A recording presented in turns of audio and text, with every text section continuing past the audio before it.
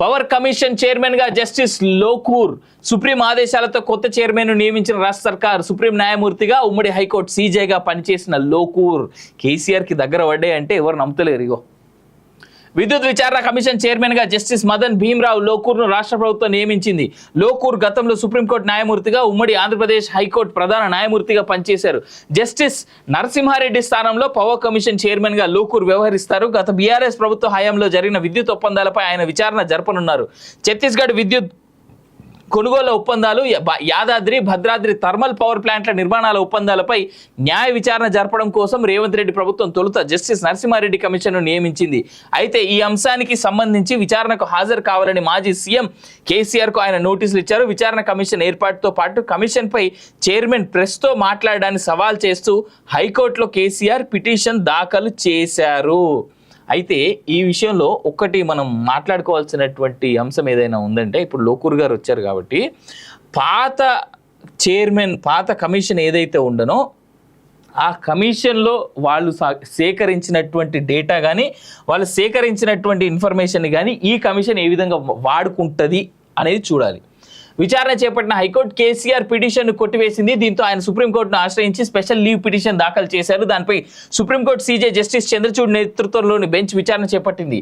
Judicial కమిషన్ను రద్దు చేయలేమని పేర్కొంటూ ప్రెస్ మీట్ పెట్టారనే ఆరోపణల నేపథ్యంలో జస్టిస్ నరసింహారెడ్డి కమిషన్ చైర్మన్ నుంచి తప్పించాలని రాష్ట్ర ప్రభుత్వాన్ని ఆదేశించింది. దీంతో జస్టిస్ ఎల్ నరసింహారెడ్డి తన చైర్మన్ పదవి నుంచి వైదొలుతున్నట్టు సుప్రీంకోర్టుకు లెటర్ పంపారు. అనంతరం కోర్టు ఆదేశాల మేరకు కొత్త చైర్మన్ను నియమిస్తామని రాష్ట్ర ప్రభుత్వం ప్రకటించింది. మంగళవారం భీమ్రావు లోకూర్ను నియమిస్తూ రాష్ట్ర ప్రభుత్వం నిర్ణయం తీసుకుంది.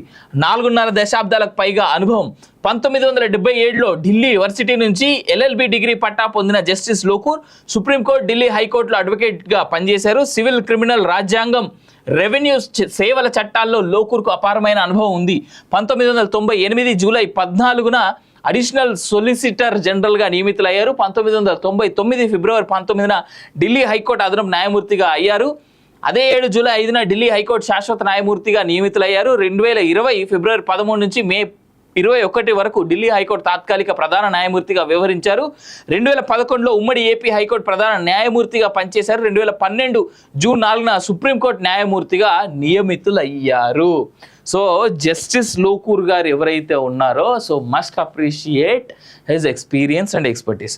సో దీన్ని దృష్టిలో పెట్టుకుంటే నాకు తెలిసి జస్టిస్ నరసింహ గారి కమిషన్ ఏదైతే ఉందో ఆ నరసింహారెడ్డి గారి కమిషన్ని, ఆ కమిషన్ తీసుకున్నటువంటి ఇన్ఫర్మేషన్, వాళ్ళు సేకరించినటువంటి పూర్తి ఇన్ఫర్మేషన్ ఈ ఎలక్ట్రిసిటీకి సంబంధించినటువంటి దాంట్లో పూర్తి స్థాయిలో లోకూర్ గారు వాడి ఏవైతే తప్పిదాలు జరిగినాయో దాని మీద ప్రపంచవ్యాప్తంగా ప్రపంచం విస్తుపోయేలాగా ఏవైతే ఇష్యూస్ జరిగినాయో, అఫ్కోర్స్ స్కామ్లు కేవలం ఒక ఇండియాలోనే జరుగుతాయంటే కాదు, వేరే దేశాల్లో చాలా చోట్ల జరుగుతాయి.